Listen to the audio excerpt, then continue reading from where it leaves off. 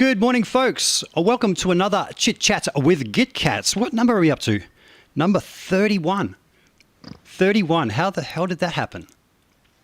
I'm glad it did, because I had to get a whole bunch of them in to become comfortable with doing this whole live streaming thing. So it took about 25 of those until I became at ease with actually talking. And in that time, we've had some ripper guests. I'm going to roll through a few of them because I think this could quite possibly be the best kept secret in Guitar Nerdsville on YouTube. Guests so far, we've had Steve Stevens, Jennifer Batten, Louis Shelton, Thomas McLaughlin, Sammy Bowler, Mika Tuska. Representing Australia, we've had Dave Leslie, Brett Garsed, Bob Spencer, Rick Brewster, the guys from The Paw, Luke from Dead Letter Circus. I've had people behind the brands like Two Notes, MI Audio. We've had Dave Friedman, Hughes and Kettner, Thomas Blug, ET Guitars, Electrophonic, ET Guitars twice on my list. Ooh, that's double shout out. Frank Falbo. We've had YouTubers like Henning Pauly, RJ Ronquillo. We've had the guys from Tone Talk. Brought some educational stuff. Pro Tools Power User lesson because my friend Drew at Avid wanted to teach me all the stuff I didn't know about Pro Tools. Sync licensing with my friend Space. Electronic maintenance with my friend Paul from Tech Central. We've had train wrecks. Let's face it, you come to the live stream for train wrecks. I've had people's dogs jump off their lap and take out their laptops. I've had accidentally hitting the end broadcast right in the middle of Thomas McLaughlin talking and thinking, what happened? But it's cool. We got it. So if you haven't seen any of those things, please go back and check out the playlist. Like, subscribe, hit the notification bell, all that stuff. I hate saying all that. I'm actually going to hit the little buttons that makes this go bing, bing, bing in the background. Hopefully I don't have to do that too many times because I've just done my spiel. But let's see. I hit the button. Let's make sure I hit the right one. Ding dong, who's at my door? It is no other than Mr. Bruce Egnater. Hey, Bruce, how you doing? Hey, Rick. I am great. Good morning. Good morning. Well, good evening to you, and thank you for joining me. Bruce, you're a bit of a godfather of the whole modding of amplifiers before you came out with your own line of amplifiers. I usually start by asking people what got you hooked on this crazy world of guitar, and for you it would be electronics. So how did it all start for you, mate? Well, I got old. That's how I became the godfather. But, it's the usual. I was a teenager, had to take everything apart. I had an interest in stuff. I did go to school for electronics eventually and hated it. I wanted to be an engineer and, I thought I wanted to be an engineer and then I wanted to be a musician. So that didn't work together. But, teenager, just taking things apart and screwing around and studying and trying to learn everything you can before they invented the internet is how you did it 50 years ago. Yep. So that's where it started. And it went from there when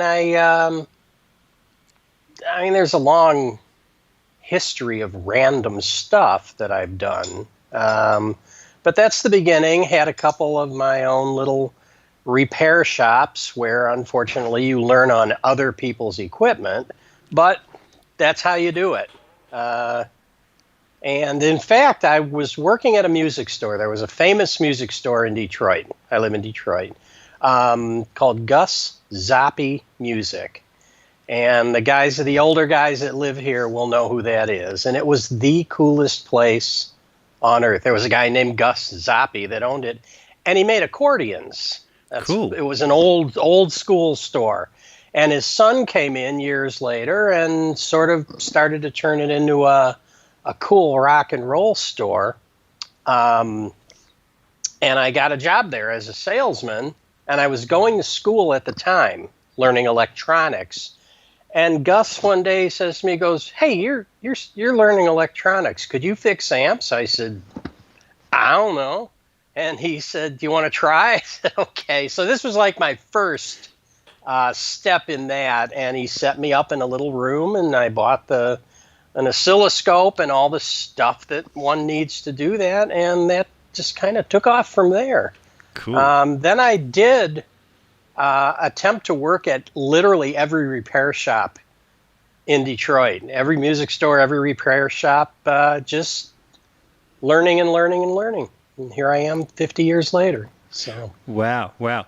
So back then you said you were learning on other people's gear. Were there certain modifications or anything back then that people were requesting, or was there common issues that were always coming your way that you had to repair? Well, Marshalls always needed tubes. That was pretty much normal every day. The modification thing kind of came later. I'm not good with years, but early 20s. And in fact, one thing, this was before master volumes and high gain and anything. You had an amp, you turned it all the way up, and that's how you played. So every band was very loud, and they all used Marshalls or whatever. A lot of them didn't. So for my own, I used to play when I was younger. I don't play so much anymore, but when I was younger, I played in bands and all that kind of stuff. And I kind of came up with this harebrained idea for myself. And what I did was I had a twin reverb, and I made little A-B box where I could switch from channel 1 to channel 2. This is very primitive. This is in the primitive time. Mm-hmm. And I found this old Gibson amp chassis. Wasn't in a box, I don't even know what model it was, just some little chassis thing. And I put a load resistor on that and put it on the output side, one of the outputs on the AB box, and then a graphic equalizer after that, and then went into the first channel, and that was my overdrive channel, which was actually the Gibson amp overdriving. Wow. So that was kind of my first attempt at distortion. We thought it sounded great. I can't imagine how horrid it really sounded. But back then it was great. So that was kind of the first, I won't call it a modification, but first of trying to get amps to do something I wanted that they didn't. Sure. So, not sure how it went after that. It's funny because there's something called a post-phase inverter master volume. It's a circuit now that all the amp modding guys use to get some gain out of a stock Marshall, like a 4-input Marshall or whatever. And I don't know if I invented that 40 years ago, but that I came up with that circuit. And I started doing that as a modification for local guys. This is all local stuff. Mm-hmm. Detroit had back then was a huge rock scene. So I hear. Yeah, I mean, we had, Bob Seger and Ted Nugent and all those guys, Iggy Pop, and there were a gazillion local bands. It was like a real happening thing. So I became, even though I didn't know what I was doing, I kind of became the guy. So I did this amp, and then a guy in a real heavy rock band came to me. He goes, I have he saw what I had done. He goes, I have a champ. Could I plug that in and do what you did with my Marshall? I thought, well, heck, sure. So he went and plugged it in. He didn't ask me how to do it, and he blew it up because it didn't have a resistor on it. But that suddenly became like a thing. Everybody started bringing, not everybody, but quite a few guys started bringing me champ amps. Really? Not like vintage cool stuff, just crappy, champ amps. And I'd put a resistor and a 1/4-inch jack, and they'd plug it into their Marshalls and just crank. So it was kind of in lieu of pedals. So they were actually having, using an amp to overdrive an amp. So that Cool. was kind of the first screwing around stuff I did. Yep. Again, I'm not sure how this all worked, but at one point, Mesa Boogie came out with the dual mode, where it had the lead, gain, and master that you could switch in and out. Mm-hmm. And I was like, wow, that's really cool. But I wanted 2 channels with tone controls on both channels. So being the naive guy I was, I said, well, I can make an amp. So I did. And it worked. Cool. It actually sounded okay. And then people started to see that because I was still playing out at the time, and people would see it and go, wow, what is that? So I ended up making a bunch of those. And that was kind of the first stuff I actually made, from scratch for other people. Okay. And then I don't know what happened next. So was there a holy grail amp for you at the time that you were shooting towards the sound of? Well, I was pretty much a Marshall guy, but now I'm thinking about those amps, and they weren't really even Marshall. I'm going to say no. I was, I'm out here in Detroit. I'm not one of the cool guys out in California or anything like that. So I was kind of on my own. There weren't a lot of people doing things here other than the bands wanted stuff. So I took things from other amps. The amp I made had a clean Fender channel, and I actually don't recall what the overdrive channel was. Mm-hmm. But it wasn't exactly a Marshall. It was just kind of, well, I'll try this. And it worked. So eventually it became hot rodding Marshalls. Cool. Because that's such a popular thing, and that's where the world went. Everybody wanted their Marshalls hot rodded. So I did end up doing an awful lot of that kind of stuff. But there wasn't I didn't own the Holy Grail amp as a guide. I just kind of knew what I wanted, and I try to interpret what the customers wanted and combine that into one answer or one thing. And so I came up with some odd things, but they're still valid today. It's funny, I did a guy asked me about it the other day. I did a magazine article for Guitar Player magazine.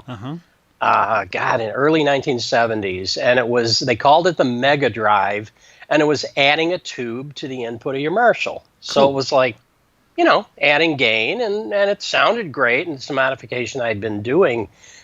And I had a guy just the other day contact me asking about it, because there's a bunch of amps out there that have it in there, and it's still valid today. This was 40 years ago, and It's still something, minor tweaks, but it's still the same mod everybody wants now. So Everything just kind of keeps coming around. That's why I was going with the Phase Inverter Master Volume. I did it back then, and then it sort of disappeared for a couple of decades, and now it's back. So that's the new modification that everybody discovered. It's we were doing that 40 years ago, but that's cool. Yeah. A phase inverter master volume. Okay. I don't know exactly what that means, but I'm not that technical. That's why there's guys like you around. Now, I know you as, in the early days of knowing about Egnater, as having 4-channel amps that sort of really capture the heart and soul of, say, a Fender Twin, hot-rodded Marshall, Plexi, etc. How did that concept come about? And this is pre-modular, I believe. Yes. Yeah. How did that concept come about, and what issues did you have trying to get that out of one amplifier? The issues are many. I don't recall, but at that point I was pretty good. I wasn't just fumbling along and, hoping for the best. I was actually capable of writing something down, a schematic, and kind of knowing what it was going to do before I built it. You couldn't simulate. Nowadays guys draw schematics on a computer, and the computer actually simulates what's going to happen. They don't have to build anything to try and do that. Well, preamps were getting real big. I don't know when that was, early 80s maybe, when Soldano and CAE and Engel, and there were all these preamps. And Soldano, he made the 3-channel one, and who else made the 3-channel? Sir, Custom Audio. Yep.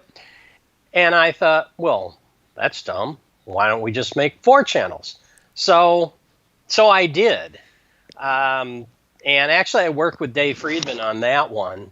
I designed it and built it and sent it to him, and he kind of tweaked it, and we went back and forth until it was pretty darn cool. So that was the first what I would call production thing we made. We made them in my house. My wife and I built them all ourselves. She doesn't know electronics, but she solders and does exactly what I show her, so it's pretty cool. That's why I married her. So, so we made this preamp called the IE4. It was a red one.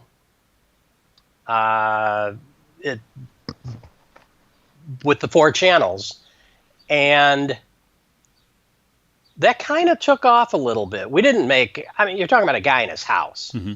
So we might have made a couple hundred of them, the whole history of, the world. But that kind of took off. And Dave was working at Making Music in California at the time.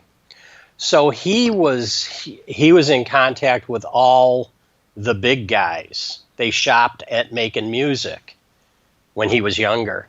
So he was, hooking all these guys up with this preamp. So he sold a whole bunch of them. A lot of famous people had them. I can't tell you who. But then the other interesting thing that happened wasn't our doing, but the 3rd channel on that thing became kind of like the darling of Nashville for slide players. Oh, cool. Don't ask me why. I don't play slide. Yeah. But it had something that they all loved. So we sold a ton of stuff in California because of Dave. And then we sold a bunch of stuff in Nashville, mostly for that channel. Wow. And then a lot, all the studio guys ended up getting them. Dan Huff, and I don't even know all the cool guys. But I remember we had a list, I probably have it somewhere, but I don't know where, of all the people that used my stuff. And it was like, wow, there's a lot of cool guys on there. Absolutely.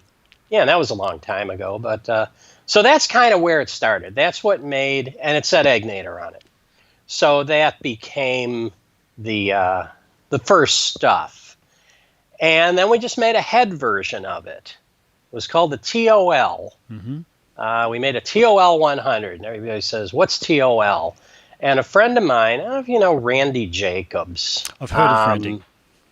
Guitar player. He used to live in Detroit. He grew up here, so we were friends here, and then he moved to California and got famous. And he's became a studio guy out there in California he played on Bonnie Raitt's records and Rolling Stones and all this stuff. But not sure where I was going with that. But he had one of those, of course. Yep. But so we had all these people using those, and that's where it was. He said, Bruce, you make the tone of life. Randy Jacobs was the one that said it. Wow. And so we called it that. So it's awesome. The TOL because of what Randy said. So we did the head. And now that I'm thinking about it, what happens when you make something? It happens to every amp guy. Mm-hmm. You think that you've just made the ultimate amp that's so perfect that everybody's going to want one, and they couldn't possibly want something else. The TOL was pretty cool. Mm-hmm. And next thing I know, people are contacting me to modify them. Well, can it do this? Can it do that? Can you make this sound, that sound? So that's kind of where the modular thing came from, because I was modifying my own amps. It's Cool. like, this is stupid. Why do I have to modify my own stuff? Yeah. So my partner here, Frank Lamar, my business partner here, Yep. we came up with this modular thing. And that's where that came from. Okay. So that was kind of cool. Yep. Now, the modular thing, that is something that I got into years ago when it had been licensed out to Randall, and I was getting my modules modified by Dave Friedman, which is how I first got my introduction to his sound. But you were making them yourself first. Before you licensed them out. Yep. Right. How long into it before you started licensing the design out to others? Only a few years, and it was just Randall at the time. Yep. In fact, what happened, Frank and I went to our first NAMM show must have been Nashville. Wasn't the big one, so it was Nashville at the time. We had a little rack. We didn't have any money, so we had a little rack with the with the modular preamp in it. And we didn't have a power amp, so I threw something together with parts I had laying around on a piece of wood. So that was sitting behind this stuff. Wow. And we had two cabinets, two 112 cabinets, one on each side, with vintage 30 speakers and a couple of chairs and a guitar. And that's all we had. So people would come by and look at it, and these guys from Randall, who we didn't know, kept coming back. Like throughout the whole show, they'd come back, they'd bring somebody else, they'd come back, talk, So by the end of the show, they said, this is the coolest thing we've ever seen. How do we get involved? Nice. So that's where that happened. We hadn't planned that. We weren't looking to license it or anything. One interesting thing about that whole modular thing is, people say, well, don't the power tubes matter? And, you have one power amp with multiple preamps. How can it possibly sound like these different amps? And you kind of learn that, well, it kind of can. Mm-hmm. Exactly. No, of course it's not exactly the same. But it was funny because a guy who owned a store in Nashville, there was a building called Sound Check, which was a giant rehearsal place where all the big bands would rehearse. And this guy, Dave, owned a music store in that building. So he was totally connected to every Nashville musician. In fact, that's where they had the floods about 10 years ago that destroyed everything. Yep. That was that building. Okay. And he came by at this show, and one of the modules was a Vox. We had a clean one, overdrive, a Vox, and a Marshall thing. I don't even remember exactly, but one was a Vox. And he came by, and he's like, hey, what do you got here? And he's kind of a slightly gruff guy, but I like Dave. He was great. He said, what do you got? We showed him. He goes, what's that Vox thing? He said, well, it's the Vox module. He goes, let me hear it. So we played it for him. He goes, He goes, all right. And he leaves. And he comes back later with these local guys, studio guys. And at the time, this was long ago, these guys all became famous, but they weren't. One was Brent Mason. Okay. I don't even remember who they all were.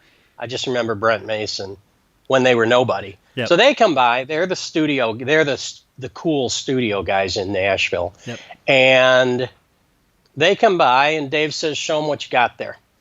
So these guys start playing the Vox module, and they flipped out. Wow. They go, I can't believe this. I can't believe this sounds so close to my Vox amp. They said, I would take this on the road and leave my priceless AC30 at home. So that kind of took off a little. All these guys started getting these. And like I said, it was when the racks were big, so everybody had to have one in their rack, In Nashville, if one guy finds something cool, they all have to jump have on, it. yeah. Yeah, that's how it works there. or used to anyway. I assume it still does. So that's where the modular thing happened. Okay. And we continued to make them even while Randall was. That was part of our arrangement. And they had their own modules that I would design for them, and then they would kind of tweak them and make them sound the way they want. But I designed, it was still our design, so I did all the circuit boards for them and all that kind of stuff. Gosh, I don't know. Where'd we go from there? So when you licensed them out to Randall and you said they were coming up with their own ones, were you happy with the sound of the modules as opposed to yours? Like, yours were hand-wired, etc. by you. Did they keep up the level of quality control that you expected? Because they didn't sound the same. They didn't sound the same. No. I would say quality control, not necessarily. They had quite a bit of inconsistencies in manufacturing, where, we're sitting there hand making everyone one at a time. They're pretty consistent. And it was our own sounds. They kind of had their customers and we had ours, and they were kind of different. Randall was a lot of the heavy metal guys and the rock guys, and we did the same, but they had their own group. So to answer your question, I wasn't displeased with it. We were making money off of them, which was why you would license something to somebody. Yep. And I worked with them the entire time. Okay. So I would help them to fix problems or whatever. Yep. So they were fine. They weren't, I guess they weren't really the level of a, cool handmade thing, but they were very much the same circuits, Yep. same layouts, all that. Yep. And they were all interchangeable, between, you could put an Egnater in a Randall box or vice versa. So. Sure. Yeah. So also you had the RT250 power amp that went along with it. That wasn't what you called your one. That was the Randall version that you designed. Yeah, we never made a power amp. We being Egnater back then. Yep. That was strictly a Randall product. Hey, I forgot about that one. That was a thing I did for Randall. Yep. And it was interesting. They said, make us a really cool power amp. We need something to go with that. So just do what you want to do. And it's like, okay, cool. So I get to be creative. Mm-hmm. So that's a pretty cool power amp, and it's really good. It was made, I think they made them here.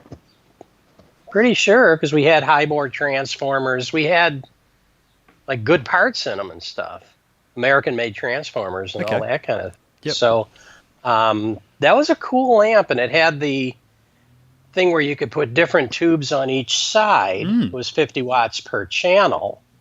And you could put different tubes, and then it had MIDI, so you could use it as a mono channel switching amp. Yep. It was kind of getting around I have a Marshall, I want EL34s, I have a Fender, I want 6L6s. Okay, there you go. Mm-hmm. So plug this in, and you can switch along with your preamp. So that was the concept behind that. Well, I thought it was a great concept for somebody wanting to learn the sound of different tubes in a power amp and the effect they had, because I know for me, I had 6L6s on one side, EL34 on the other, and to switch between the two, especially when it's cranked up a bit, you could tell the difference between the two. Were you doing that in any of the amps that you were building beforehand? Because I do know some of your designs, you can blend between two different power amp sections, can't you? Did that come before that? No, the RT250 did. That was the tube mix control. Came later. In fact, I'm trying to think what was between that and... Well, we had our thing here. We had a repair shop, and we were building the modular stuff and all that kind of thing. And Dave Friedman, who I've known since he was a kid, he was doing some stuff for this company called ETI, which is now Boutique Amps. Mm-hmm. It's the ones that make his stuff. Family-owned business. Kooky guy named Avi owns it and runs it, and it's great. Dave had been trying to do some stuff for them. They decided they wanted to get into the guitar amp business. One of their sales guys says, hey, we need to make guitar amps. So they found a Chinese company that would put your name on an amp. So they did. So they had all these amps. It was called B52. Okay. And just cheap stuff. And they sold like a gazillion of these amps with their name on it. And they changed the cosmetics a little bit. And then they started failing, and nobody liked them and all that kind of stuff. And they contacted Dave, and Dave looked at it, and he said, Dave Friedman, and he said, no, I don't want to touch that. Okay. But he says, but I know a guy. So I was that guy. So they came to me and said, can you fix these? So I did, best I could. And then we started some new models of those. He got rid of the old B52 Chinese design stuff, and I actually designed some amps for him, still made in the Chinese factory over there. And they were okay. They sounded great, but, the usual reliability issues. So we did that, and how did we get... we did that for a while, and then Avi, the owner of Boutique Amps, he asked me if I wanted to design a new line of Egnater products that would be made in China, and he would distribute them. Okay. And I had never done any of this Chinese manufacturing. So it's like, okay. So I started working on that. So the reason I'm going there, that was the stuff that was truly mass produced.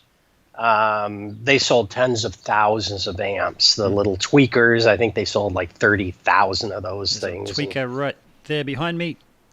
Head. There it is. Yep. That kind of stuff. One of the things I've always tried to do, if I was going to make a product, it's like, I want to make something new that the world will like. The first thing on the list is what's going to make this different than something else. Okay. Why would you buy the Egnater instead of all the other ones? If I just copied the Marshall or whatever and didn't do anything, it's like it's just another clone of something. Yeah. So that's kind of my, I don't know what you call it. That's my design concept. What can I do that's different? Even if it's just a couple of cool features or something like that. So to answer your question about the tube mix thing, interestingly enough, it wasn't the tweaker, it was the Rebel. One up from that has 2 6V6s and 2 EL84s, the smaller power tubes. Yep. Pair of each. And the production ones had this knob. You could pan from one to the other or mix them together. It was kind of a cool idea. Originally, it had a switch. To just switch between the two pairs of tubes. That was the first. In fact, those are in Australia. They actually made them and sold them, and they went to Australia. And then one of the guys at ETI, or Boutique Amps, found that Boogie had a patent on that switch. Oh, okay. On switching power tubes. Yep. So they call me, they being Avi and all those guys. Yep. They call me, we got a problem. I'm on vacation with my family at the beach, I forgot what you call it, in North Carolina, Outer Banks they call it. It's a serious vacation spot. Yep. So I'm vacation with them, and they said, we got a problem. That switch that you have on the amps, Boogie has a patent on it. Oh, no. And I said, oh, that sucks. They said, what can you do about it? I said, now? Yeah, this is serious. So my family goes to the beach, and I'm sitting there at the table in this little vacation shack that we rent. And that idea just kind of popped into my head out of nowhere. It's not like, we sit around and we're so creative that we come up with all this cool stuff. I would have never come up with that if I wasn't forced to do it. Yep. I had no choice. They said, what are you going to do? They already had, 8,000 of them on the assembly line. They had to stop it. They said, what are you going to do? I was like, I don't know. Blend. Yeah. So here I'm sitting there. It's like, oh, I wonder if we could do that thing, that blend mix thing. And I came up with a circuit to do it. It's nothing tricky. The problem with it is it required a custom pot. On the back of the shaft is a thing, a little disc, and, it's a pot. Well, this required a 4-stack, or they call them gang, but a 4-section center tapped, this crazy custom pot.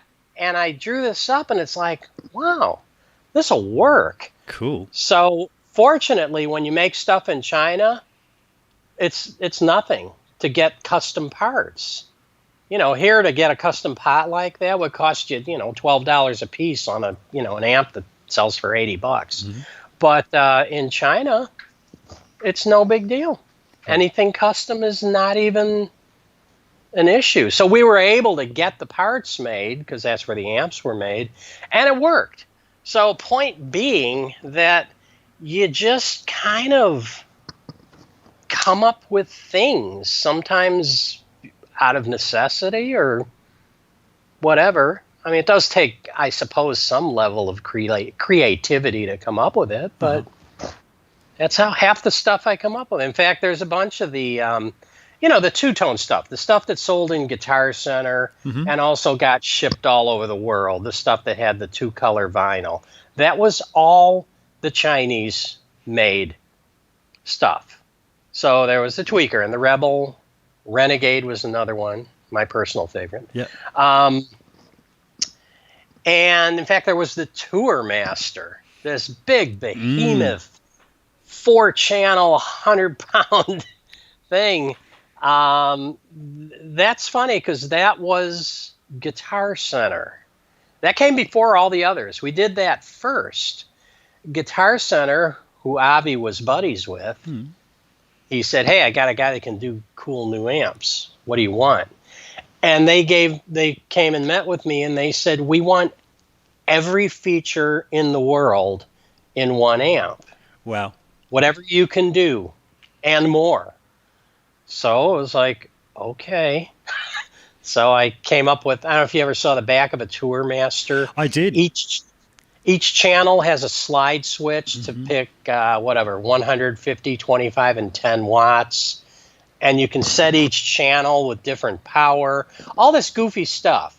And the only reason that happened was because Guitar Center came to us and said, we want everything, and we want stuff that's not on anybody else's amps. Cool. So that's where that came from. And then we started to make the whole line after that. Sure. Was that before the Tweaker? Yes. Yeah. Okay. Yeah, that was the first thing. And they were a lot of trouble. We had trouble with transformers because the Chinese manufacturer changed something without our knowledge. And stuff gets shipped all over the world, and a year later, the transformers start to fail. I think they replaced like 4,000 transformers under warranty. Yeah. So that kind of hurt Egnater pretty good. Yeah. The reputation became, they're great, but they're not reliable. Yeah. So, but, you fix the problems and you hope they forget. Yeah, yeah. So, no, whenever anybody has brought that up with me, I've always let them know that, no, the Chinese didn't deliver on the specs that you wanted. Right. And therefore, that's why the problems, particularly in Australia. And I remember when I met you at NAMM, not the last one, but the one beforehand, as soon as you heard my accent, you asked me, can I ask you about the power? Is it true that, that delivers up to, I forget what the figure was. And I messaged my tech, Paul, and he comes back to me and said, yeah, it absolutely does spike ridiculously high here in Australia. Right. So I know that. Which is bad. Absolutely. That's bad for transformer. Even if it's not a defective transformer, that can still be bad. Yeah. So I had I do a lot of work in Pro Tools, and I had the Pro Control 24, and I was warned about that. Like, you've got to get a line conditioner because right. the power spiking, especially around the Brisbane area. I'm on the Gold Coast, which is about an hour south of Brisbane. And my friend who works for Avid just said, man, those things just blow up like you wouldn't believe because of the power. Wow. Yeah. So, well, it's hard. I was going to say, it's hard to design stuff to be foolproof. Like you guys, if I recall, that your voltage would go up to as high as 250 volts, if I remember what he said. I think he even said 260. I didn't want to say the figure, but I think he said 260 at times. You can't really design something that just plugs in and works with a power, AC power from the wall that varies 20%. You design it, you kind of try to go to the middle, 220 and 240, so then they try to standardize at 230, and then you guys are 260. Yeah. So it's kind of like, what do? You can put extra taps on a transformer. In other words, you could add a switch or something, customize the transformer to work there. But, are you going to do that? No. The manufacturers aren't going to do that. They're just going to hope for the best. Sure. So the whole time when you were having the Chinese line made, you were still making your own amplifiers, hand building them, yeah? Yes. Well, we were making the modular stuff. We had quit making the IE4 and the TOL long before that. So we were still making the modular stuff at the same time we were doing the Chinese stuff. Sure. Oh. And then fast forward a few years now, there's the Synergy line, which I was very excited when I heard that was coming out because, as I mentioned earlier, I was a Randall MTS guy. My only issue with it was how bloody heavy it was. I had the RM4 and the RT250 in. Oh, yeah. And I bought it in a big flight case, all fully suspended. And I would have people ring me up and say, hey, man, you want to come over for a jam? And I would look at that rig and think, no, I couldn't be bothered moving that. It was so heavy. I think it was that power amp.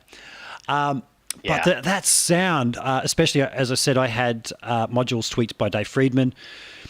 He sold me an SL Plus module, which he said was a prototype for Steve Stevens. And the sound of that, I always just bring up the harmonics in it, where I would just play a chord. People come around and marvel at this. I'd just play a big open drop D chord and just go, listen to that. It was like you were inside this cloud of sound looking around, not outside going, what is that? You could just hear the clarity. Wow. So when I heard that about the Synergy line coming out, I had gone down many different roads of different amps and just the versatility. I hadn't found anything quite like your modular design. So I was very happy to learn that was coming out. Right. How did all that come about afterwards? When we were doing the Chinese stuff, I hate to keep calling it the Chinese stuff, but it's the Chinese stuff. It is, yeah. No getting around it. Yep. Not that that's a bad thing necessarily, but it was a good value. Got a lot for your money.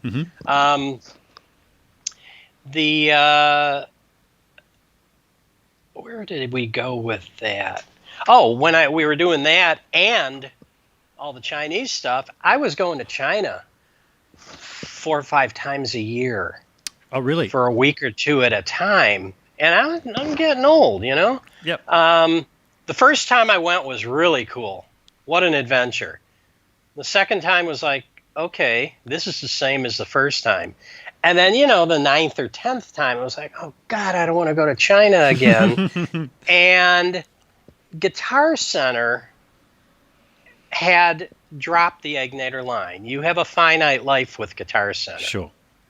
Any manufacturer does. If your stuff isn't maintaining a certain sales level. They stick green stickers on it and blow it all out for less than cost, and it ruins the whole market because all the stores paid more than Guitar Center sells it for. Sure. But so that's what happened with that. So the demand for Egnater went way, way down, and I couldn't keep up. I'm the only guy. I mean, I didn't do the selling or the manufacturing, but I was expected to like crank out new products, new amps twice a year, all that kind of stuff. And it just honestly became too much. I couldn't maintain that pace. So, my wife just walked in. That's okay. Yeah. So I asked Avi if he wanted to buy Egnater. You don't need me. I'll help you out. I'll still work for you, but I don't want to continue to do that. And they were down to, I don't know if you notice now, the only things they sell are the Tweaker and the Rebel, I think. Okay. All the big stuff is gone. All the 100-watt heads, all those kind. Even the Renegade was disappeared years ago. So I was like, all right, I don't need to do this. I'm not, contributing to the world. They're just continuing to just make these few things. So I said, you want to buy Egnater? And they were like, yeah, we'll buy Egnater, but we want that modular patent too. Because I wasn't doing anything with it, really. Yep.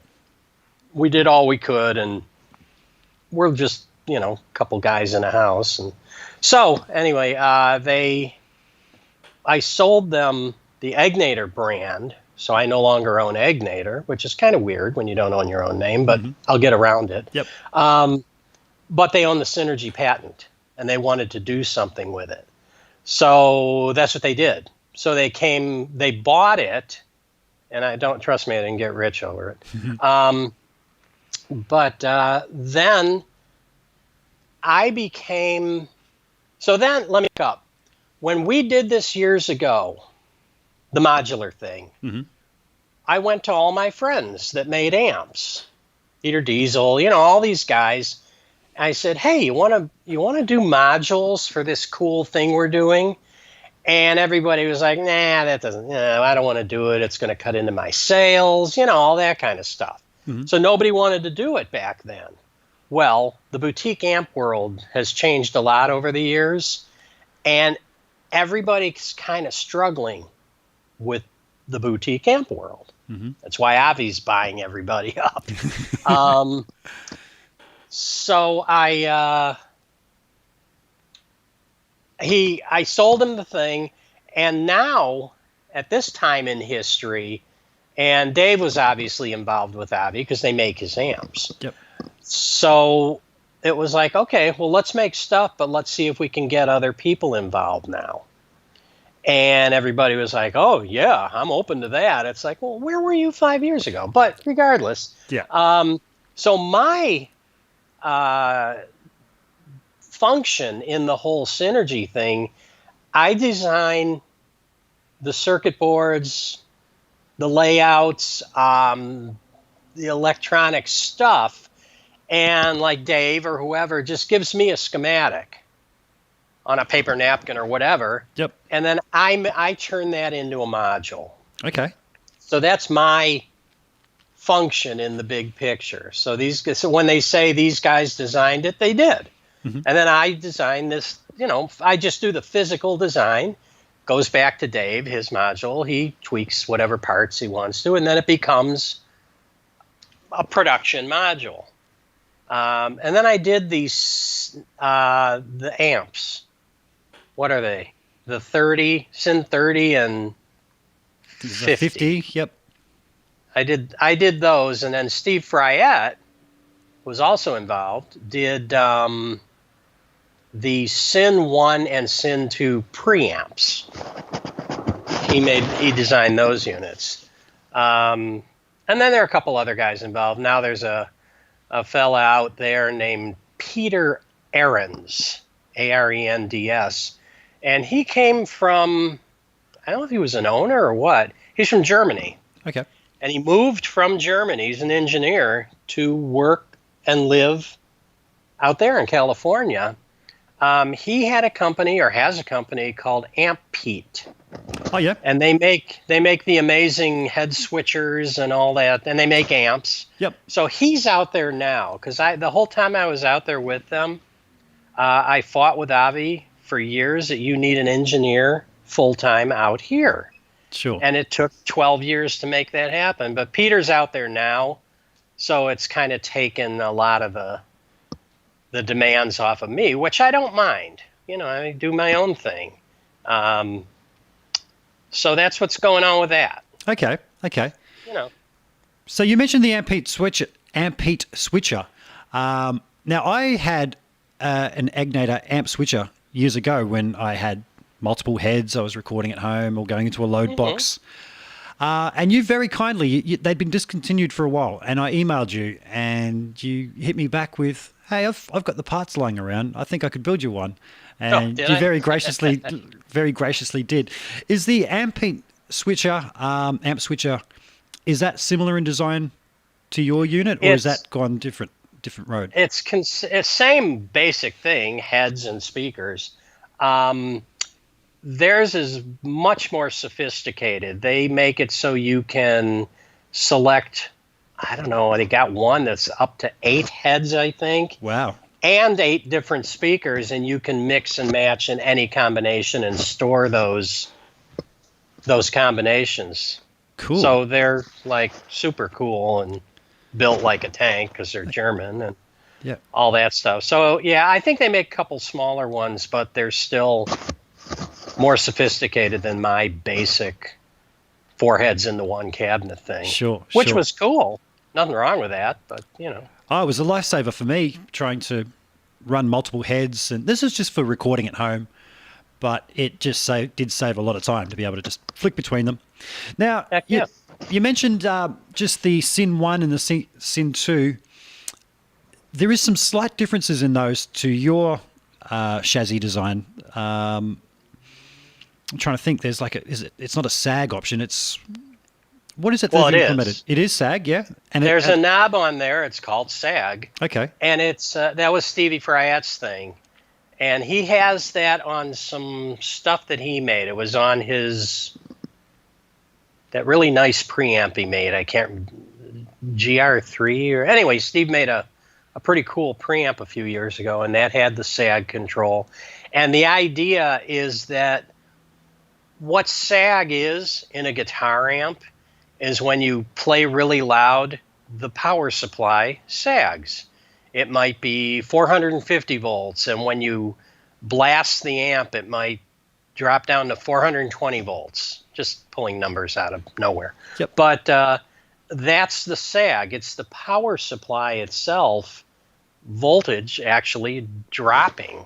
So he came up with it, and that's part of it's a feel thing. Yeah, and absolutely. That's part of the idea with putting it in a preamp is you can sort of simulate that power supply dropping when you play the thing, and that's what it does.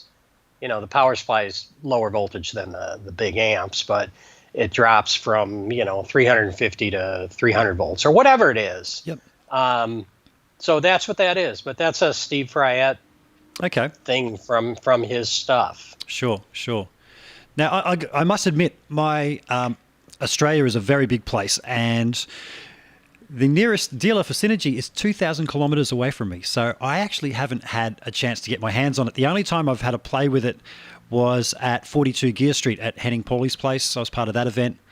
And I had a bit of a play, so that's why I couldn't quite remember if it was SAG. But I do remember Dave Friedman telling me there was something else built into the Synergy that auto-sensed to try and get more of the feel of the amps that they were recreating. What was that he was telling me about? There's a feature on all of them, not just the Sin 1 and Sin 2. It's on everything. Yep. And this was Steve Fryette came up with this one, I think. But what it is, there's a switch on the module that you can preset. It's like hidden inside the modules. Mm-hmm. And one of the things with all the different amps is there's an input tube. Your amp goes into a tube, and that amplifies stuff. the components on that tube affect the low frequency response. And like Dave, for example, Friedman, cuts a lot of low end right at that very first preamp stage or first tube stage. Fender does not. So all these companies have their own little combination of a resistor and a capacitor. What the switch on the module, so what we did was put 3 different popular combinations into that circuit, and then the module tells that circuit which one of those to pick. So it's really just the bass response. Okay. Like there's one in the middle and then there's more or less. Yep. So if you have a Fender module, you'd switch that little switch inside the module to make it have more bass like a Fender. And now you don't have to. I mean, but that was the idea with that. Yeah, right. Okay. So that was the other kind of hidden cool thing. Cool. Now, in my mind, I'm thinking that's kind of like throwing a treble booster in front of a Vox amp, which is notoriously loose and woolly, I guess, when you crank those up. It doesn't sound like Brian May until you put a treble booster in front of it, and there's your This sound. is more kind of the opposite, where it's bass cut rather than treble boost. Sure. But it's a tight thing. It's a feel, and it's tighter or looser for sure. That's what it does. Yep. So, and there's 3 settings for it. So Cool. that's kind of cool. Okay. Now, that's something we didn't have on the old stuff. So if you have the older modules, Randall or Egnater, it doesn't have that switch. So it is one little feature you don't get. It's sort of just one of the settings is the way the old stuff used to be. And it's fine, but it's kind of cool to have that. So, Nice. Yeah. Nice. So are you still involved in designing stuff for Synergy, or is it they've licensed your technology and now they've got other people sort of throwing it all together? Yeah, I don't do much for them now. They own it outright. It's not even a license. Yep. And that's where Peter and his guys came in. I think he does some of it, and his guys at Amp Pete, I think, have done some of the board layouts because I've seen the schematics and stuff. Last one I did for them, I did the Steve Vai module, and then the OD, what do they call it? The Dumble one. There's a Dumble module. Yeah, I think it is OD, yeah. Those were the last 2 things I did for them. And what it is, I do it, I get it fairly close, because they're going to change it. Sure. No matter what I do, they're going to tweak it. Yeah. So I get it sounding good, really close to what I think they're looking for. And then they get it and tweak it a little bit, and that's where Peter and Dave and those guys come in. And they work with, Steve I came and sat and said, okay, do this, do that. And so, but those were the last 2 things. So it's been a while. So I'm not really involved much anymore. I go to NAMM every year, and that's my place to hang out. Sure. It is a great hang. Yeah. Oh, yeah, because that's where all my friends are. Yeah. So that's that, but I don't really do much for them. So the other thing that I know you for is your amp building classes. When did that start? When did that start, and how did that come about? That was, probably 12 years ago. And another harebrained idea. I was sitting in the bathroom reading a magazine, and I saw, guitar amps and this and that. I mean, I play guitar, And I thought, I wonder if we could teach people to build guitar amps. So I came out in the living room. I asked Terry, my wife, I said, think we could teach people to build guitar amps? She goes, I don't know, Pinky. Go ahead. So that's where that came from. So I bought some Mojo kits of their Plexi thing, and we used those for a number of classes, but I modified them. We didn't build the stock Mojo kit, but it was as close as I could get with an off-the-shelf pile of stuff. But we modified the circuit boards and made it a higher gain thing, and that it took off and kind of grew over all these years. Last year, I think we did, I don't know if we did 6, maybe 8 classes throughout the year. So it's kind of a big deal. Yep. And it's cool. We only do 4 people at a time, 4 Nice. students. Okay. Yep. So we keep it small, which is why we do so many of them. At one point, I think the most we had were 8 people, and that was just totally out of control. Sure. Part of it is helping everybody build their stuff. Yeah. And the other thing is the testing, because so you finish your amp, and we take it over to the test bench. And there we have the oscilloscopes, and we measure frequency response and gain and all this stuff, and I show them on a computer screen, which is a little beyond what normal guitar amp guys do, but it's a learning thing. I mean, that's the whole idea, is this is a learning experience. So we go through this real testing of audio gear with looking at, frequency response curves on a computer screen and stuff like that. And everybody's kind of, I won't say amazed, but they're kind of in awe of seeing all that. I bet. But it's cool. It's really cool to do that. But when it takes about 20 minutes to thoroughly test each one. And if there's something wrong with one of them, they have to take it back, fix it, bring it back. So you spend 15 minutes to maybe a half hour testing each one. So if you look at it that way, we could have 3 or 4 hours of testing just to get through the group. And it just became an impossible task. We were there till, midnight sometimes. Sure. Trying to test. Yeah. So now we just do 4 people. We make it easy on us. I guess safety is a big issue as well, wouldn't it be? Dealing with high voltages inside an amplifier, so keeping the classes smaller.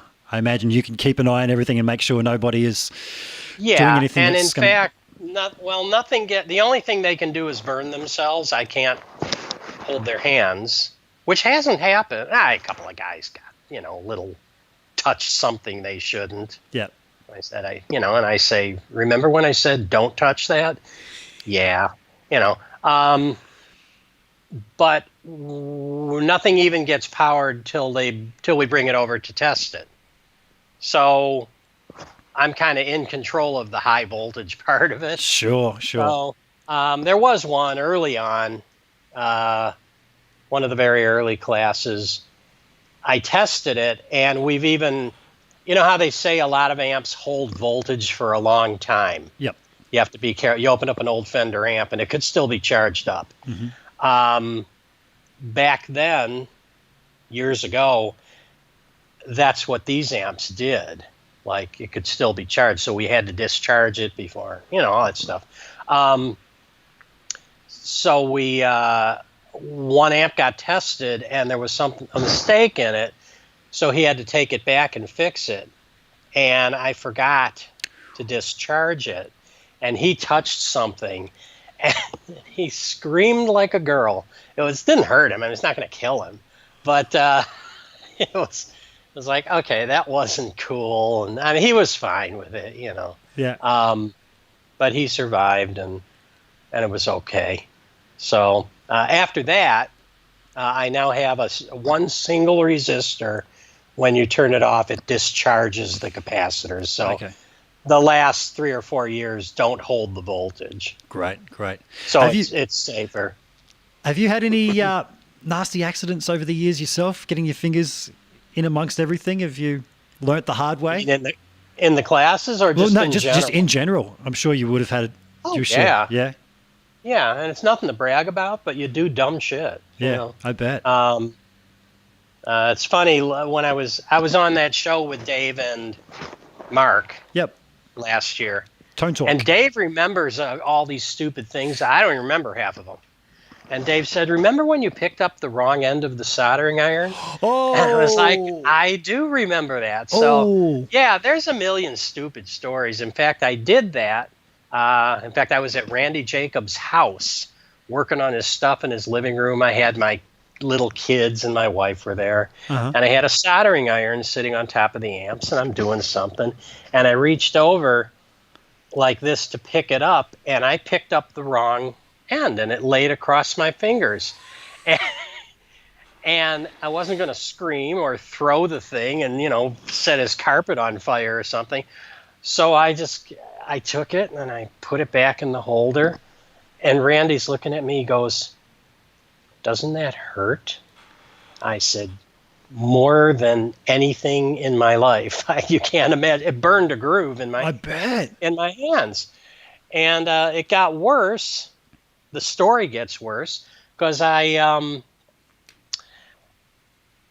so that was it. So he said, "Hey, I got some stuff for burns." So we put him on, wrapped it up, and, I'm letting it heal for a week or so. And then it's like, okay, that's cool.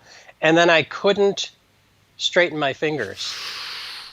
They were stuck like this. Oh. Can you see that? Yeah, absolutely. Yeah. So they were stuck. And so I went to the doctor. And he looks at it. He's like, "Holy crap." He goes, how long ago did you do this?" I said, "I don't know, about a week." And he goes, "All right, let me take a look." And he took my fingers and he bends them back, and I heard everything rip. I heard it go. Oh, man. So then it hurt again. He said what happened is that because I let it heal like this from the inside out or whatever. So like I said, it's not stuff to brag about, but you do stupid things and shit happens. So essentially the skin had grown back together. Is that what happened? Yeah. Yeah. Oh. Yeah, it grew together like this, where it should have been like this when it was healing or whatever. So, yeah, that's just one of my many stupid stories. How about happy accidents? Have you accidentally plugged things in and gone, "I don't know what I just did there, but holy hell, that sounds good"? Has there been any happy accidents along the way?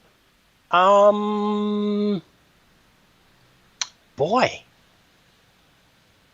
Specifically, I can't even think of any. Part of the reason is that I've done this for so long that nothing's a surprise. Like, if I want to make something or I want to do something, I can just draw the schematic and go make it, and it'll pretty much do exactly what I wanted it to do. Gosh, other than, early on, everything was try and discover, or try things and discover what they did. That one thing where I added the preamp tube to the Marshalls 40 years ago, it's funny because a friend of mine who I still see, he still got the amp. He came to me with his Marshall. And now back then, Plexis were just $300 and they were a dime a dozen, and they weren't, cool vintage amps. They were just Marshalls that blew up every day. And he brought it to me with his overdrive pedal. I think it was a yellow one. I'm not sure what. It wasn't a MXR, but one of the old Boss overdrive, perhaps? Yeah, if there was a yellow Boss overdrive, or it was green, whatever it was. It was the thing everybody was using, the Tube Screamer or whatever. Yep. That with a Marshall was like the sound of the 80s. Yeah. Or a big part of it anyway. And he said, he brought it to me. He says, "Can you make my amp sound like I have the pedal without the pedal?" I thought, okay. So I made this tube input stage that sort of mimicked what the pedal did. Cut the bass, cut the treble, bump, increase the mid-range gain, all that stuff. And it sounded great. So that kind of became one of the sort of standard mods. In fact, I sold those as a do-it-yourself kit. I would make that little circuit and encapsulate it in a little metal box. And you drill a hole in your amp, and you could hook this thing up and make it work yourself. See, I think of all these things when people ask me. It's not like I remember any of this. Sure. So that was that. And in fact, that silly little thing is still kind of, it's like very much the fourth channel on the IE4 or the SL++ modules or all that stuff. Is that right?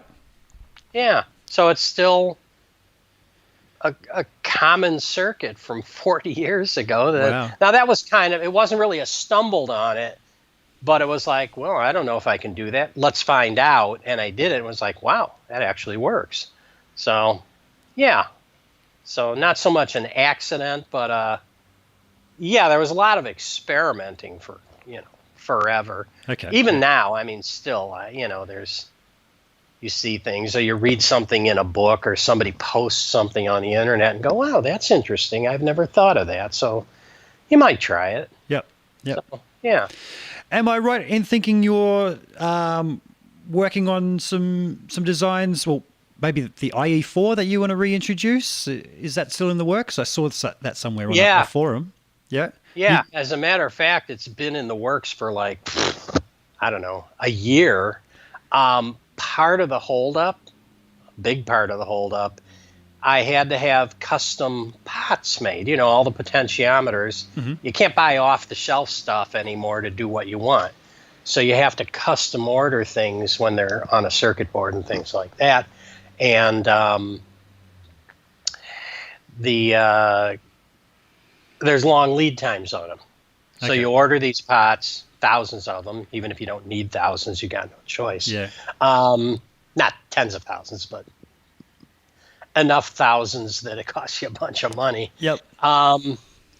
And right about the time they were supposed to deliver them, the virus thing hit and everything shut down.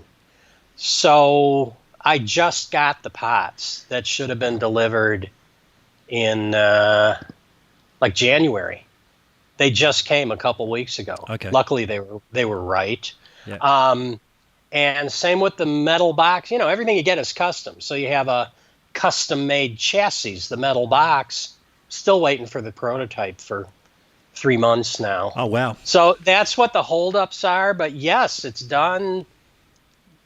As far as I can go, I've got in fact, today I was just wiring the front panel to the circuit boards, just laying on the table. Yeah.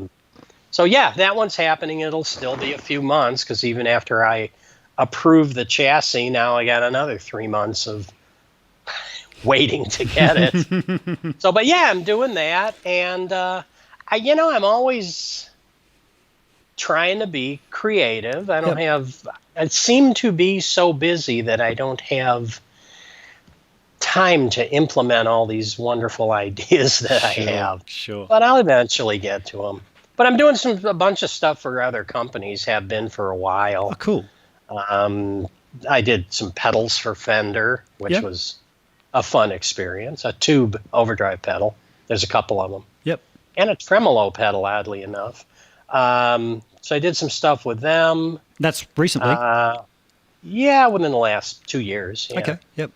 And I'm actually doing an amp for Line 6. Yamaha, I think, owns Line 6, maybe. Yep.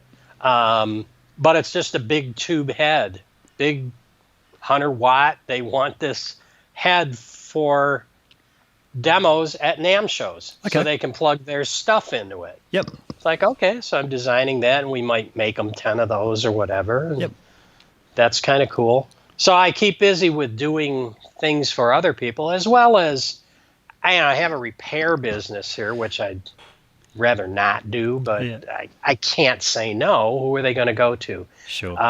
There aren't other people really in Detroit. I mean, there are some guys that fix stuff, but they're either very picky or they're kind of nuts or whatever reason it is. But I hesitate to send them to certain people, and they're my friends. I've known them my whole life. I can't tell them no. Sure. So here I have this shop full of repairs taking up all my time that you'd rather So I don't want them, but speaking of your friends and in Detroit, we've mentioned Dave Friedman quite a bit along the way, and you were undoubtedly his mentor from an early age, and you said you've known him pretty much since he was a kid.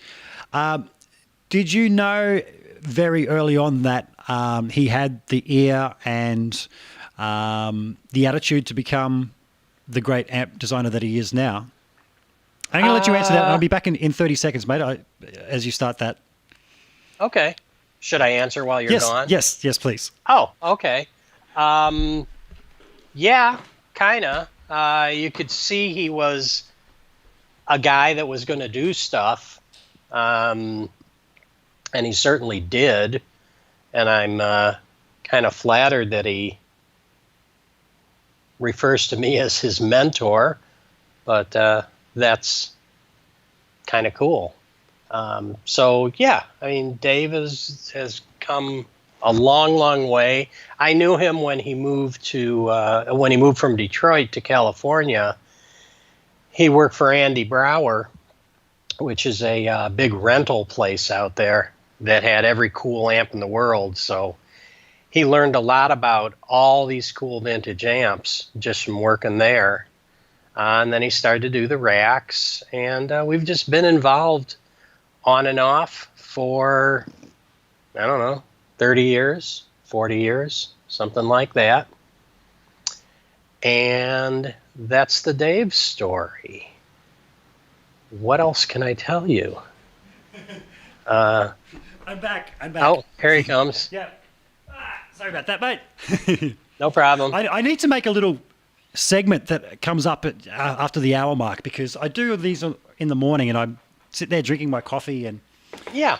you know how it is. What goes in must come out. Mm-hmm.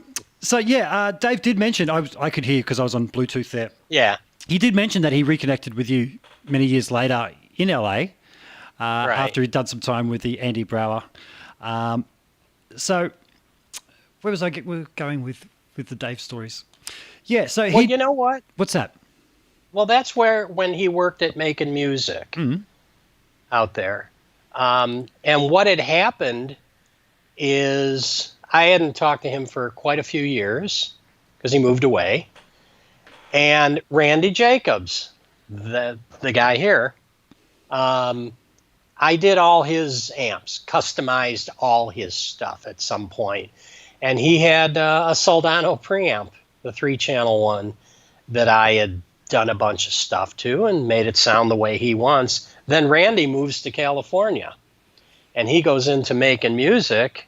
This is where the IE4 came from, really, now that I'm thinking about it. Yep. He goes into Making Music with his gear and needs some stuff done, and everybody heard this preamp. It's like, whoa, what is that? Why does that sound like that? And Randy said, oh, it's my friend Bruce in Detroit. And Dave's like, I know Bruce. So that's where we kind of hooked up again. And that's when Dave said to me, he goes, you need to make a 4-channel preamp.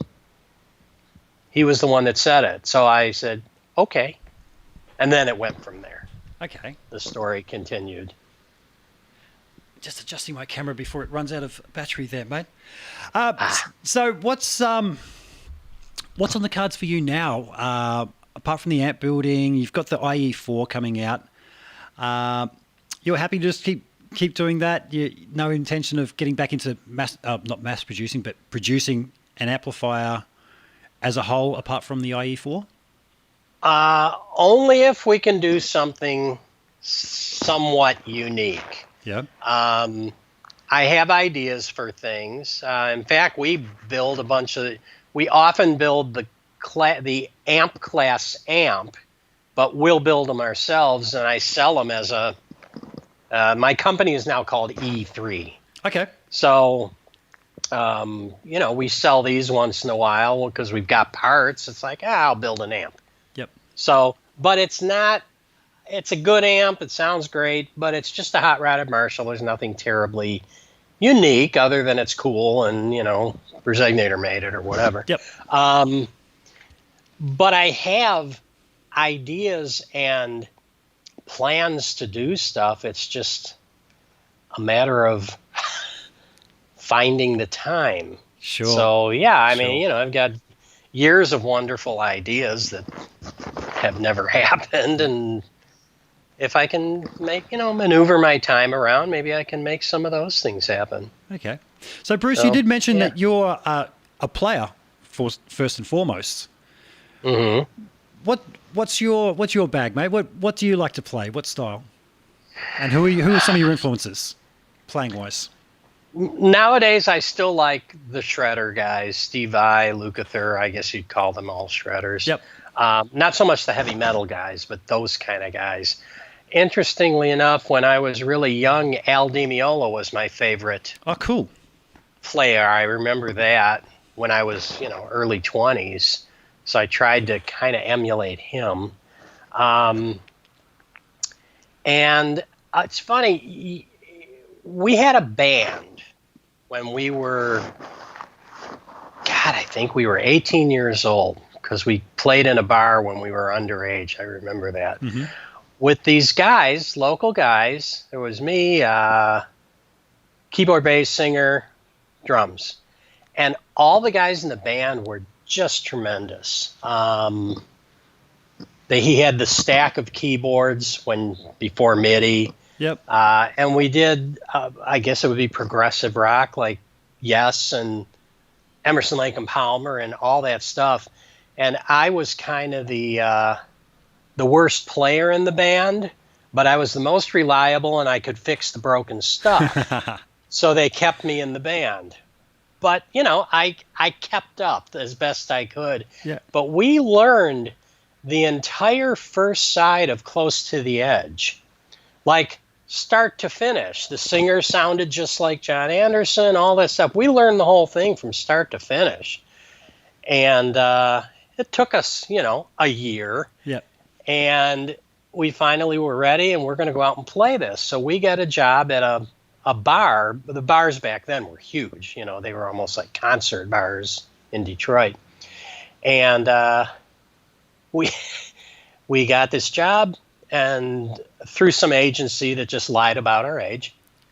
And we played that the whole first set. We played Close to the Edge, the first set at the bar. And we finished that, and we're all pumped up. We think we're gods. We just played Close to the Edge and got all the way through it. Yep. And the bar owner calls us over after that first set. He calls us over. He goes, "Come here, boys. Come here." He goes, "I don't know what that shit was, but don't ever play that stuff in my bar again." And we had to play 2 more nights. So we sat down and figured out how we're going to stretch. We didn't know. We had just enough to do the job. So we had to figure out how to stretch all the songs with extra choruses, extra verses, and fill the first set with that. But that was kind of cool. So back then, you liked everything. I wasn't like a Van Halen freak. I liked Van Halen. I loved Queen, all that kind of stuff.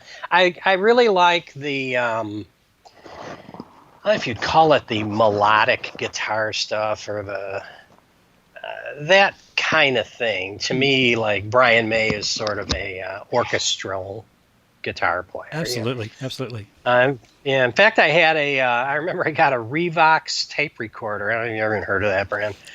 It had sound on sound, so you could stack stuff, just bounce back and forth forever on this 2-track tape machine. Of course, every time you did, you'd lose quality, and by the time you got to your 15th bounce, it was like, but I learned, because I was obsessed with that guitar harmony thing. Mm-hmm. And so for a long time, I would sit and record guitar harmony stuff on these on this tape recorder. So that's the kind of thing I did when I was growing up. Then as we got older, then we just had like 60s bands and just played all the old songs we had learned 30 years before and didn't have to learn anything new. And, it was just for fun. Yep. So I did that for a long time. Then I got married and it became too much playing every weekend and all that kind of stuff. So. Do you still play for fun? Just for fun. Yep. Yeah. It's funny. Some friends called me and see if I wanted to come over and jam a few weeks ago. Yep. I hadn't played with anybody in 20 years. Wow. And I found out how much I forgot. So it doesn't take long. But yeah, I still play for when I'm testing stuff or sitting around the shop. I might just stop and sit down and pick up the guitar and play it. Yep. I've just had a bit of time off myself, and it doesn't take long to lose the calluses on your fingers. And yeah, I really want to get back into it. And I'm just noticing, ooh, it hurts. It hurts. But Yeah. funny that you bring up the whole Brian May thing. I was a Brian May impersonator for a few years. Oh, no kidding. Yeah, yeah. I was in an international touring Queen tribute show. And I didn't really appreciate Brian that much until I started doing that and learning to play the parts and everything. I wasn't that big a Queen fan beforehand, but funnily enough, I'm exactly the same height as him, and I put on the wig, and I have a bit of a resemblance to him. And a lot of that tone is having to use a coin. Yeah. I've got one of his minted coins here. If I Yeah. hide my face, that should focus on it. Yeah. And it's got, yeah, there's just that serrated edge on the coin Right. is really a big part of his tone. Well, everything he had was kind of unique. I mean, using a stack of AC30s and then the guitar, so all those odd things. You know what's funny? I was in, where's Thomann? Germany? Germany, yep. Okay. Because I was there once and met some band that was a Queen impersonating band at Thomann. Yep. I know who It those wasn't guys you, are. was No, it? it wasn't me. No, Oh, that okay. would be, I'm friends with the This guitar was- player from that. Wolf Dieter Kunz would be the chap that you would have met, who I do know through Facebook, yeah. That's funny. Just like the amp building world, you know, like the Queen guys all knew each other. Yeah. I think I may have seen the last ever Queen live show. They played in my hometown. It was the last leg of the tour they did before the whole virus thing. And unfortunately, Brian's had a couple of things in recent weeks where he tore his butt really bad, his gluteus maximus, and then he had a mild heart attack recently as well. So, The guy's like 70 years old. And yeah. yeah. So I think I could have seen the last Queen live show. I did get to meet Pete Melendrone, his tech, just before the show. My friend is good friends with him. And he said they were all very tired at that stage. And they were just looking forward to getting home for a bit of a break. But whether it carries on, I'm not sure. So, folks, we do have a few people in the chat room, and I haven't really been keeping an eye on any questions or anything in there because I like to actually give the guest my undivided attention. So if you've got any questions for Bruce, now would be a good time to chuck them into the little chat. And I am aware there's probably about a 10-second delay, so before things start coming up there. Bruce, anything You know want to... something? So, what's that, mate? Well, I was going to tell you, speaking of Queen, Yeah. the first time I saw them, I don't even know if I knew who they were. I think I knew who they were. Yeah, because we did some of their songs in that band that did Close to the Edge. Yep. They had, Brian May had it, and they even used them on the PA. The way they did the harmony stuff with themselves. Yep. They did it live, which now is easy with digital, recording. Yep. Back then, they had modified Maestro Echoplexes, and they were like 3 feet long. So they could record on one end of the tape, and then they would get probably about 5 or 6 seconds for the tape to go all the way along this 3-foot path. You know how an Echoplex works with a tape? Yeah. And then it would play back on the other end. So it was the sound on sound, overdub, whatever thing. Yeah. And that's how they did it. And they even used it live on the PA, how Freddie Mercury did his, and they did it in stereo. So he'd do his line, and then it would repeat over there and repeat over there. It was like, I was like amazed when I saw this. And Brian May had them for his guitar too. Yeah. So whoever came up with that was like, wow. Yeah. Very forward thinking. Very forward thinking, that's for sure. Yeah, that was cool. Totally. I'm just going to have a look in the chat here. A few things have popped up. Let me see. Okay. When I turn up my... Okay, so I'm not sure if this is a maintenance issue, but Adam is saying that when I turn up my IE4 on each channel, it appears to pick up the picking noise on the guitar. When I turn it down to 8 o'clock, it goes away. I've never seen this is this normal? That might be a technical issue thing. But what can people get a hold of you for technical issues? Oh, yeah. Yep. Yeah, they What's can the best email place? me is the basic. Egnater@AOL.com. Yes, I still have AOL. Yeah. So it's BEGNATER at AOL. Okay. It's that easy. And somebody has said replace some tubes, so I think that could be the issue there. Whatever happened to the Egnater Detroit 18-watt and 40-watt amps from around NAMM 2013? They never made it to the market, did they? Nope. Back then, and boutique amps or ETI had to learn this, just like we all do over the years as, people trying to sell stuff. You never show prototypes. And they said, no, we want to show them, and then we'll make them and this and that. And they wanted to make them here in California, U.S., and then they kind of realized that wasn't feasible just for the cost. So we made these cool prototypes, and then they dropped it. Never came out, and that was the end of that. Oh, no. They had a bunch of cool features on them, too. Yep. Okay, a couple more questions here. My battery could run out any time. If that does happen, I'm going to switch to the camera on my laptop here, which is a lot better than what I used to use. Did the Seymour Duncan convertible amp influence you? It says, John Ewing and Nate Williams are my heroes. I'm not too sure who they are. They worked at Egnater. Okay. When ETI out in California owned it. Owns it. Years ago. This was 10 years ago. Mm-hmm. What did you ask me? What was the question? The Seymour Duncan convertible. Was that an influence on you?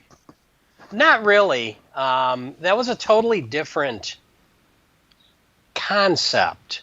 What they did, which was pretty cool back then, but what Seymour Duncan did, they had, I don't know if you've ever even seen one of those.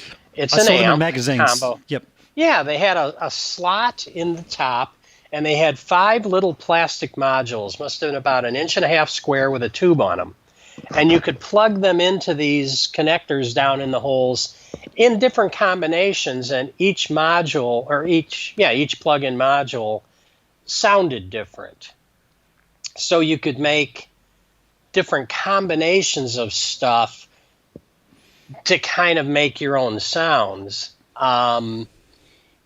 It wasn't really, even though they sort of implied it, it didn't really emulate any amp in particular. It was just a cool thing that you could have more gain, less gain, more bass, less bass, all that kind of stuff. Yep. One interesting thing, and one of the reasons that it never really was able to emulate or sound like specific amps. Like I said, you put this combination of modules, it's a Vox. You put this combination, it's a Marshall, and it didn't really work. And the reason it didn't work, these headphones are tight. Yeah, it gets a bit uncomfortable after a while, doesn't it? Yeah. Yeah. The reason it didn't work is because the tone control circuit didn't change. There's the treble, middle, and bass. And most people don't know it, and we kind of discovered it when we were developing the modular stuff.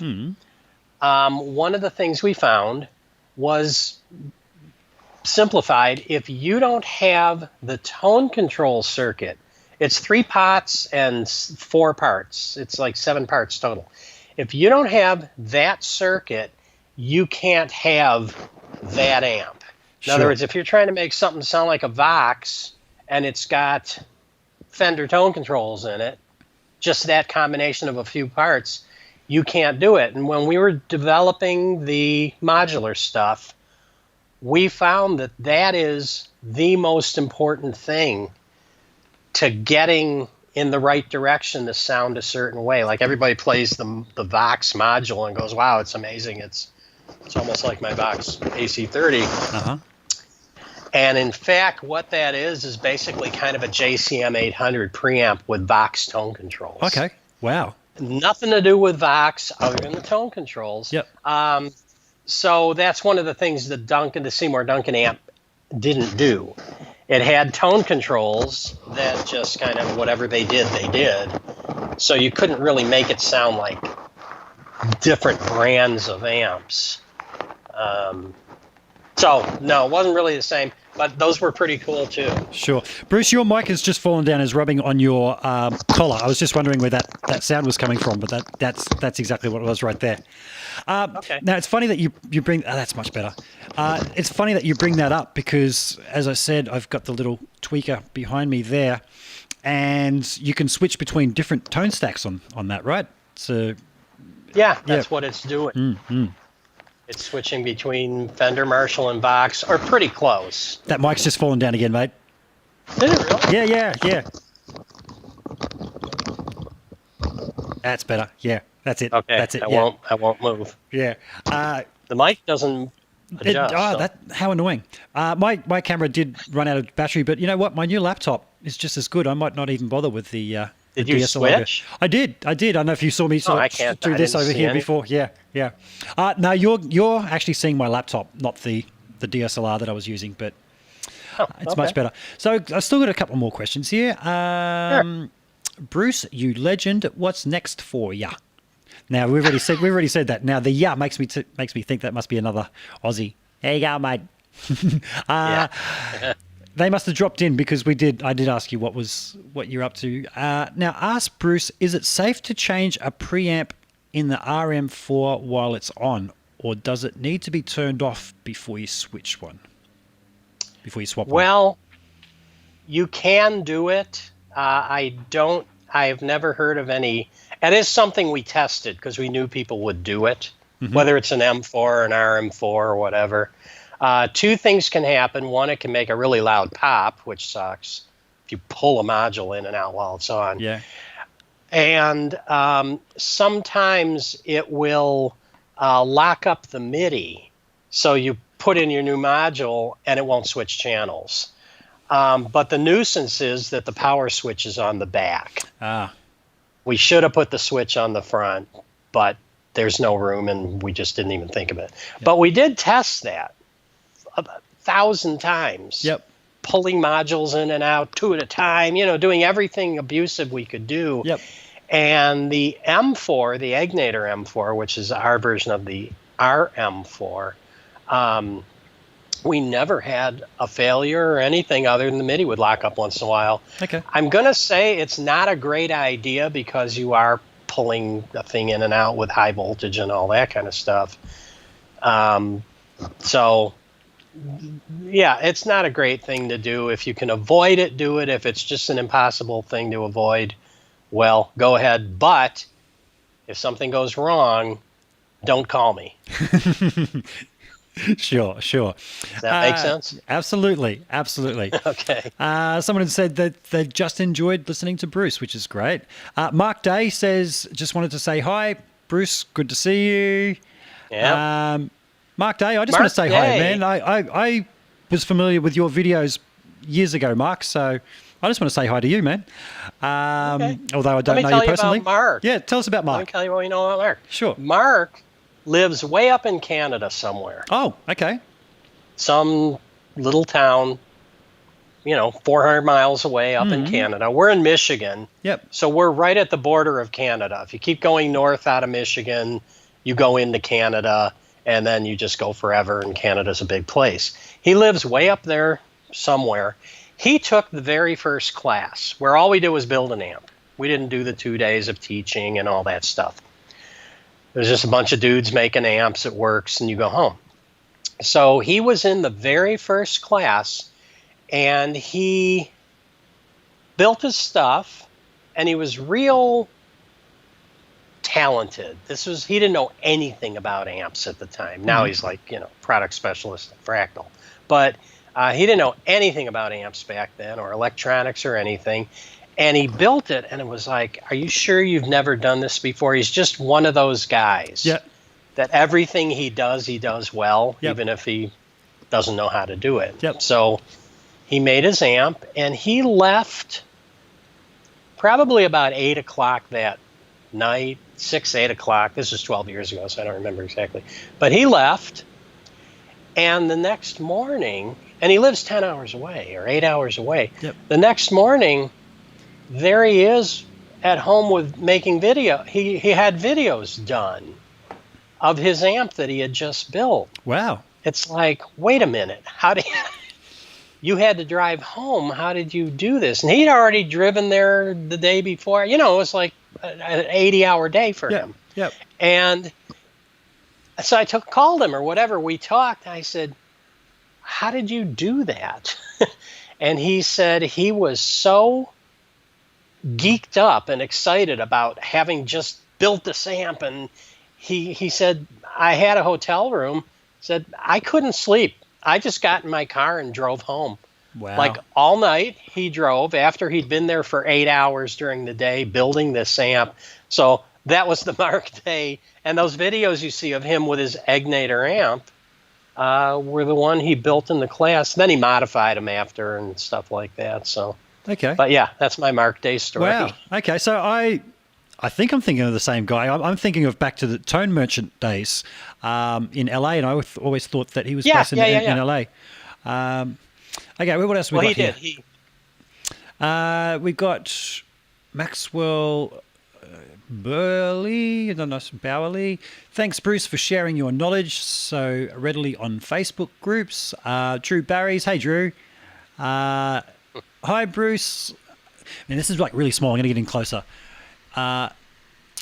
Is Bruce aware that Andy at Shut Up and Play uses a Renegade 65? Wish it was still made. Weren't aware of that? I don't even know what that is. Me either. Shut Up and Play? I don't know.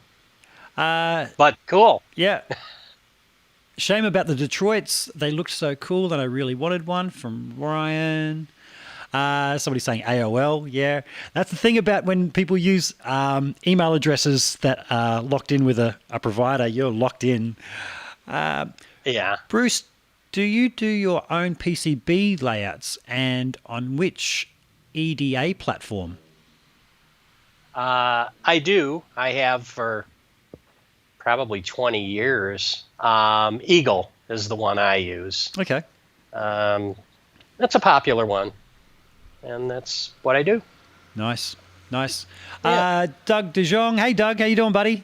He's a local guy. What guitars do you use personally to design the sound and functions of the amps? That's a good question. It's funny. I came home to do this chat thing, but I was going to stay at the shop just in case somebody wanted to see the guitar. I have a guitar that I bought when I worked at that Gus Zappi Music when I was 18, 20 years old. Yep. It's an Epiphone, Wilshire maybe? Double cutaway, almost. I wish I'll send you a picture of it. Yep. But I bought it for $20. Cool. At Zappi's when I worked there. Yep. And it was horrible. You know, it was just a piece of crap Epiphone guitar. It looked like somebody had painted it with a brush. Yep. I bought that, and it had these these horrible P90 pickups in it that buzz. So, of course, I threw those away. They were from 1962. Got rid of that junk. Yeah. And so it's a piece of wood with all new hardware on it. I think I've got Lawler pickups in it. But it's the only thing I use. I have one guitar. I've had others, but I have one guitar, and I know exactly what it sounds like. And it's got coil tap switches and stuff, so I can do things. But that's what I use. And I've got a 412 cabinet that sits there. It used to belong to my son. Well, it still belongs to my son, but I inherited it. And that's it. That's all I use. I don't own a bunch of guitars or amps or. Well, I own a bunch of amps, but I don't need them. I just have them because I have them. Yeah. Okay, that's interesting to know. I thought you'd have a whole assortment of them, but no.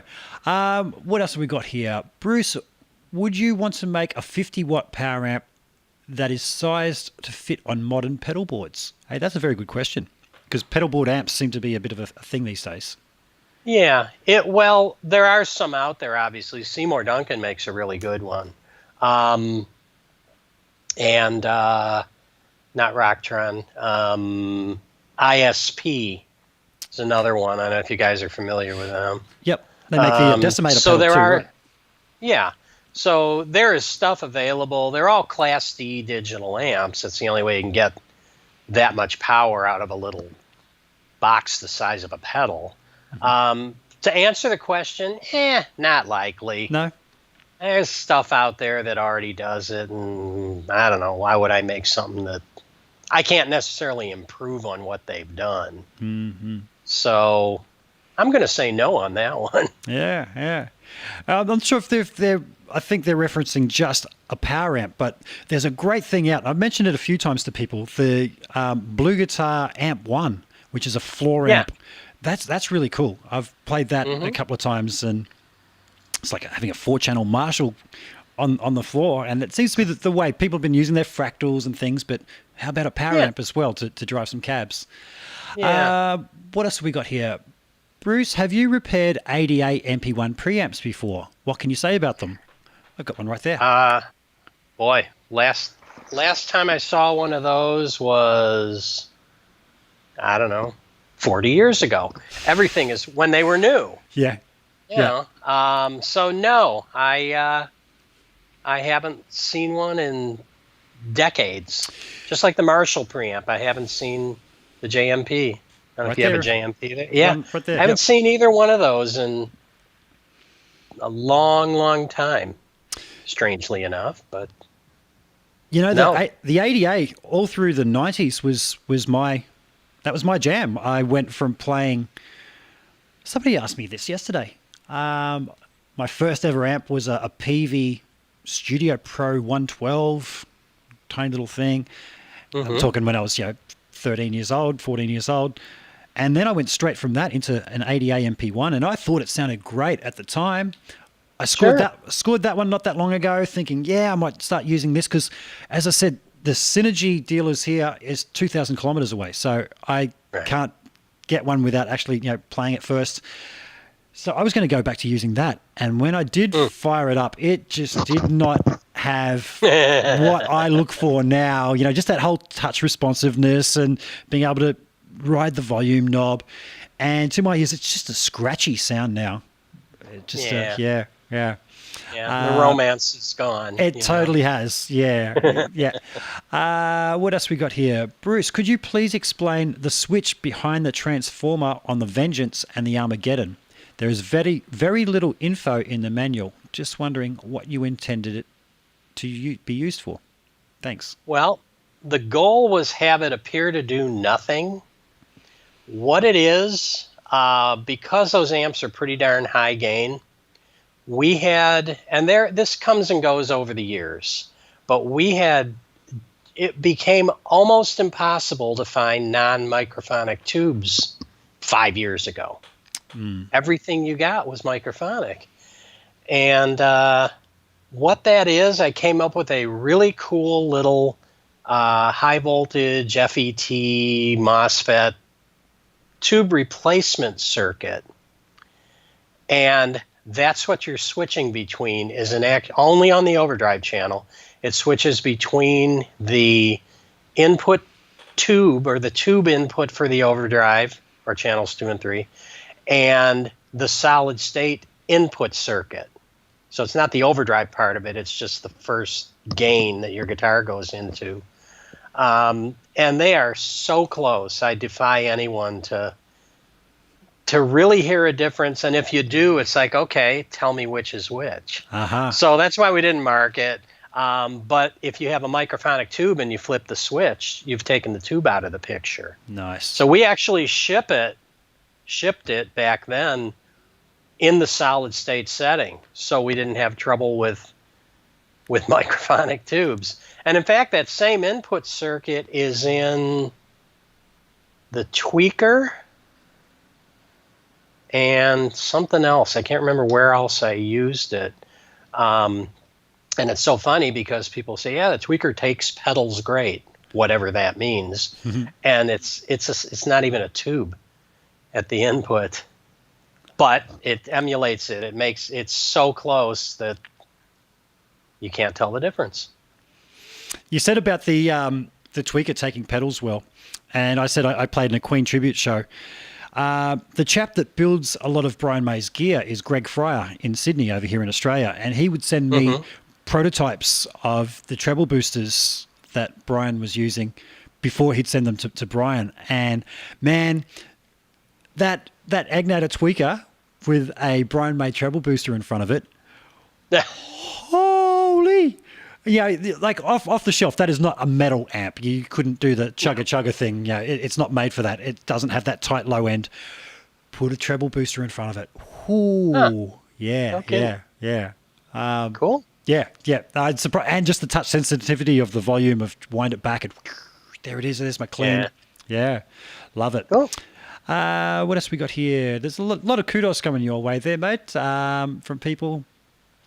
Nice.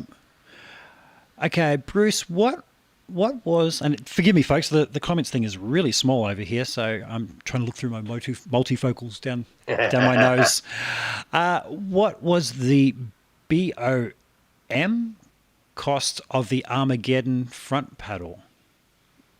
You could get what was the BOM cost of the Armageddon front pedal? You could grill a bloody steak on it. Does that make sense? Panel, maybe? The front panel? I think they're just talking about the temperature of it. What was... Yeah. Well, there is a fan in there, so it shouldn't be that hot unless you disconnected the fan. The bill of materials cost, I don't know. I couldn't even begin to answer. That's what BOM is bill of materials. Yeah. So I don't know. Not sure what the question is exactly. No, me either. I sort of thought that. But the front panel should not be that hot. It's probably, I would kind of guess the transformer is getting that hot, but the fan should help that. So make sure the fan is working. But I've never experienced that one. There's lots of things I've seen, but not that. So I don't know. He's just saying it's heavy aluminium. Must be expensive is all I mean. So he's just saying it must have cost a bit. Yeah. Well, that's one of the things about getting stuff made in China. That's a cast aluminum panel, and it's heavy, yeah. To have a mold made back then in the United States, to cast that panel would have cost $50,000. Wow. $20,000. Just for the mold, not to make the part. And in China, I think it was like $400 for the mold to make that thing. So that's why I mean in China, that's one of the things, the one advantage that you have is the ridiculous cost on some items. And it's not like that hunk of metal could have been made better somewhere else, but we couldn't have afforded to do that if China didn't exist and do that for us. So that's what that is. You do realize you guys say aluminium funny, right? I don't. No, I say aluminum. Aluminum, yeah. I always say that to my American friends. You're missing some letters there. Aluminium. It's one of those things. Tomato. It's spelled aluminum. I don't know. Anyway. Bruce, is the amp building class with you and Dave Friedman that Dave teased about in California still possible? Like this year? Well, not this year for sure. Conceivable someday. Honestly, it would just be really cool. But for me, there's not a big advantage to doing it. A team with Dave, because we just do it ourselves at our own little shop. But something special, and do it out there. So no, don't hold your breath waiting for it, because we've been talking about it for years. But this year, no, there's no way. With what's going on, there's no way this year. Mm-hmm. I think that's all we've got, folks. If you've got any questions, this is the last call on questions. If people have just come across my little chit chats for the first time, and it is fairly new. If you saw at the start, I went through just a list of some of the past guests. Best kept secret on YouTube for us guitar nerds. It is a podcast style thing. I have been asking friends, would you prefer if I did this as an audio thing, as a podcast? And they said, no, we like the look of excitement on your face as you're talking to the guests. So I must look like a kid in a candy shop. Well, the video thing is cool. So, yeah. I think so. I'm a big fan of Tone Talk with Dave and Mark. And I like to see the guys. So I'm not sure if it's that much of a hassle for people to put it on YouTube as opposed to a podcast. I may even just rip the audio from some of these and put them up on some podcasting sites if that helps people. But please like, subscribe, share, all that kind of thing, folks. I'm terrible at asking to do that. I'm going to hit the little button that puts my little thing in the corner that says there's a thumb, there's a subscribe, there's a bell, and little fireworks. Saves me having to say it all the time. Bruce, I do want to thank you so much for your time, mate. My pleasure, my honor. Absolutely. Yeah. I'm just seeing if there's anything else in that meantime. Here we go. Favorite adult beverage? Me? Yeah. I'm a beer guy. You're a beer guy? Yeah. That's about it. And I'm not even terribly particular about that. Man, I barely drink. It's very rare. And I spent a week in Germany with Dave Friedman. Oh, God. And I don't like seeing myself on video after a few drinks. It's not cool. I don't like who I become.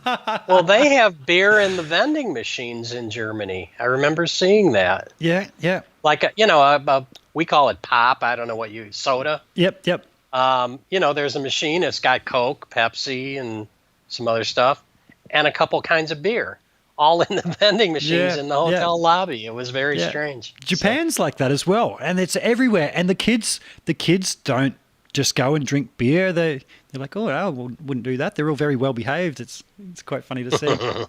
So, Bruce, I am going to round it up, mate. We are hitting that 2-hour mark, and you must be... Wow. Yeah, I told you, it goes fast. You've done these before, so you know that, So, folks, thanks again. I'm going to hit the little button, little round of applause for Bruce. Yay! And I will see you next time. I think, who have I got next up? I've got my friend Vladimir from Catpick Studios on Thursday, and then we've got Doug Rappaport on Saturday, my time, Friday, the rest of you guys. And then if you guys actually subscribe, every Saturday or Sunday, I post the next week's guests. And I'm trying to keep it a mixture of folks like Bruce from the behind the brands, players, and even some educational stuff. So hopefully that there's something in it for everybody. So thank you for your time. I'll see you guys later. End screen now.